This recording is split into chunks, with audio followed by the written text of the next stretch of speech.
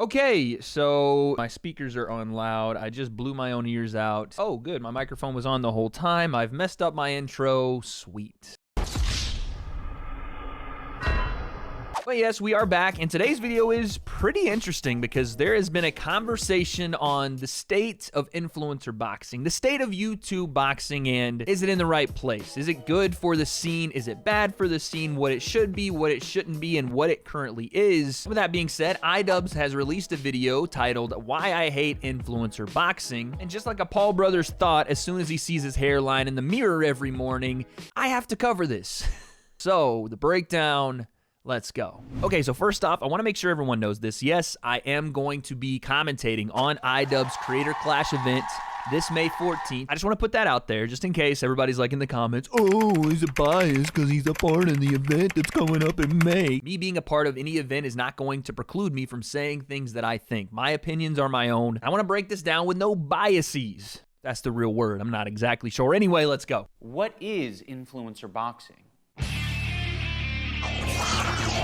Absolute 10 out of 10. Yeah. Look at the cock on this guy. Why do you think? Because Oh no, man. oh shit. Ladies and gentlemen, it's going down!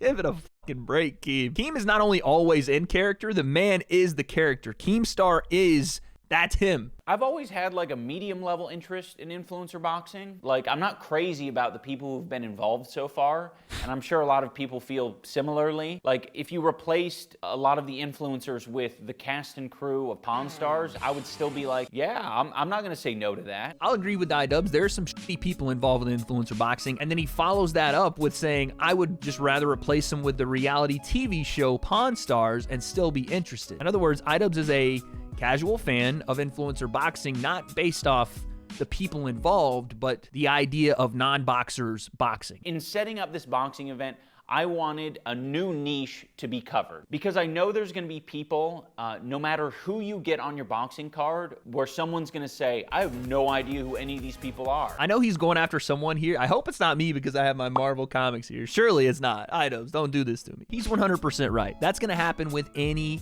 fucking card you ever put on in this influencer space because you're bringing in different individuals and creators from all different types of content, especially when you're dealing with fans that aren't traditional boxing fans, all of a sudden becoming more ingrained in this scene. I think the single most important element of an influencer boxing event is the mystery component. I think we've sort of lost this with a lot of the Jake Paul events. It's kind of like, yeah, he can box now.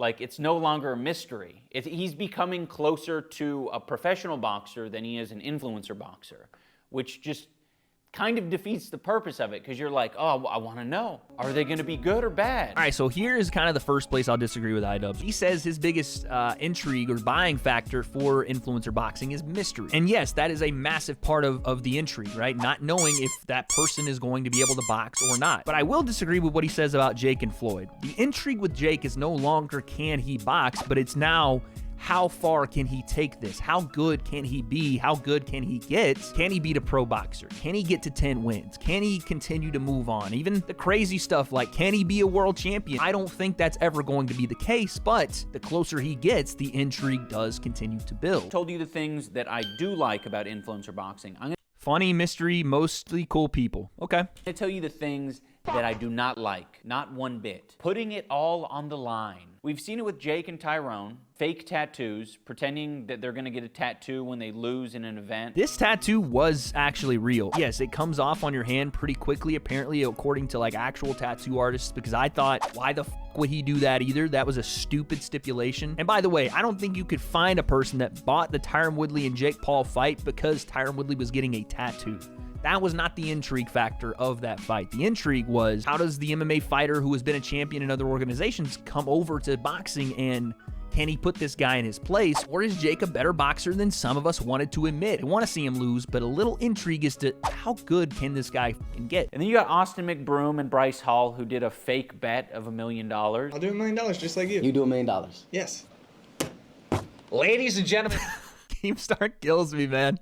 No way! This is real! Who's the type of person who is sold on this type of weird promotion? of a 20-year-old betting his houses. It's Keemstar, of course. You and your opponent were sitting there talking about betting houses and betting cars, and then when it came down to it, that was just bullshit. I don't even disagree with Keem trying to hold their feet to the fire and say, listen, if you guys are going to make these outlandish bets and say stupid things like I'm betting 2 houses and I'm betting this car and then don't do it, it makes influencer boxing look like we're amateur, circus show, bullshit. And the ones that are saying stuff like that and not paying up are not going to build their name. In fact, they're going to do the opposite. People aren't going to trust when they're on a card that they do anything they say because of the things that they didn't already do that they said they would. The other thing that's a bit nauseating about these events is the fake beef. If you want to do it WWE style and be a little bit more self-aware about what you're doing, I'm all for it. That shit Fair. would be wildly entertaining. Fair. But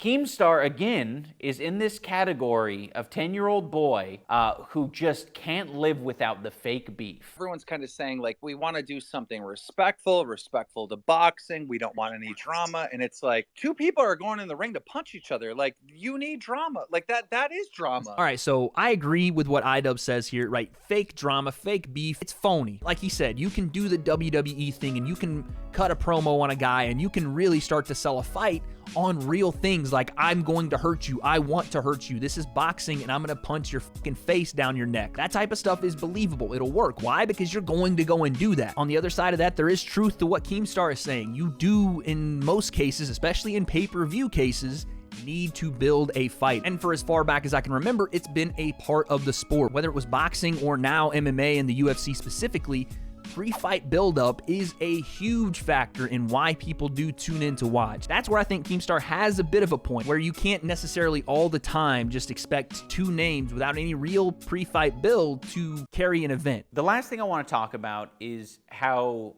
serious the sport of boxing is. We've seen a lot of these influencer boxing events just pop up and, to be honest, not take the sport very seriously. In this last event, Facts. we saw guys headbutting each other. And Exhibit A, right there. One of the biggest stains on YouTube boxing came when this shit happened. It didn't just happen in this fight, it happened in another one. And the reason stuff like this does happen, and not in professional boxing, is because influencers don't rely on boxing. This isn't their livelihood. They can be kicked from the scene, they can be barred from events, and it will not hurt their bottom line, at least not to a degree that's going to make them shape up and act right in the boxing ring. We want to avoid this shit at all costs. We're trying to get professional boxing coaches for all of our fighters. We're trying to give them ample time to prepare. Yep. We're trying to prepare them mentally and physically for, what they're going to do, because people die in boxing. It's not a goofy thing. Oh, let's try out boxing. It's a serious thing. If you're going to do this as an influencer, I'm talking directly to anybody that's ever going to do this, you have to not only take it seriously, but you have to understand the ramifications that this sport provides. If not, and you're doing this just to get a bag and people keep allowing it to happen, that will absolutely tank the influencer boxing scene. I also want to make it very clear that the sport of boxing is not all about knockouts, and I don't want anyone to misinterpret or have their mind poisoned by people like Keemstar. It's going to be kind of hard to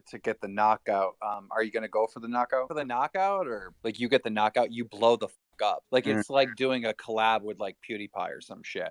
Famous if you get the knockout. It's so important. All right, so yes, I agree with iDubbbz. The sport of boxing is not all about knockouts. It is about the sweet science, high-level problem solving with dire consequences. It's about patience. It's about breathing. It's about rhythm and flow and timing and breaking the other one. Mental fortitude, cardiovascular pacing, and who wants it more. It's about all of those things, for sure. But in the influencer boxing scene specifically, we're not dealing with the diehard boxing fan that will appreciate every single nuance of the sport of boxing. Jake Paul has lived and died off his knockout performances. When he made Nate Robinson a meme, it went ballistic. When he knocked out Tyron Woodley, not just the people in influencer boxing, not just the people that already knew Jake was a problem at the level he is, but the MMA community, pro boxing themselves, they even had to stop and say, hold on a second, that wasn't expected. Again, I get where both guys are coming from. Yeah, it's important, but it's not all that boxing is at all. I think it'd be good for Keemstar to get some boxing experience under his belt. If you're going to be running a boxing promotion company, you should probably have some knowledge of boxing, right? I think it'd be good if he got some sparring in. So, invitation, if you want to come up to Seattle and get some experience sparring, I'd be more than happy to have you. Okay, iDubbbz wants to beat the fuck out of Keemstar. Now, this isn't to say that Keemstar should be a boxing aficionado or that he should even participate in boxing. I think he's 40 or somewhere around there. I don't want to see Keem in a ring at all. But I get what iDubbbz is doing here, and he's not wrong. Keem doesn't know boxing if you took him to the UPS and told him to ship some packages. Like, he doesn't really understand it, but he knows business, fair play, and his promotion's probably going to do some really cool stuff coming up. You like mystery loot boxes, I mean, this event is for you, and it's hella cheap. All right, so this is where I'm going to get a little biased. This is an event for $25. That's fairly cheap in this YouTube boxing scene, and you're paying for a charity event. This is not you're paying Austin McBroom to steal your money while he steals the money from other fighters. And if I can't see you all there, $25 to a good cause, and for a pretty stacked card as far as name value on YouTube goes, it's hard to argue with that. I think you guys are getting a steal there. All right, so there you have it. Listen, I told you guys, one, I am a part of this event, and I do want to see this event succeed, and I think it will succeed. I think that iDubbbz, Anissa, everybody that's been involved with putting this thing together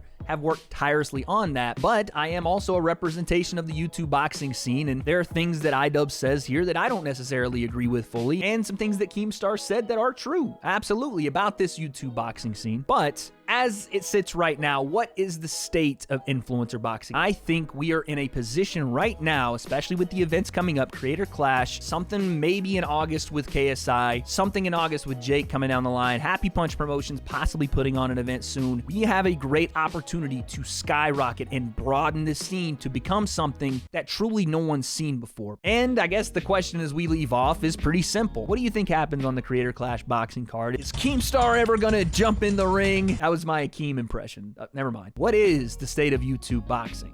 I have my ideas, but after August and these massive events coming up, I guess we truly will find out.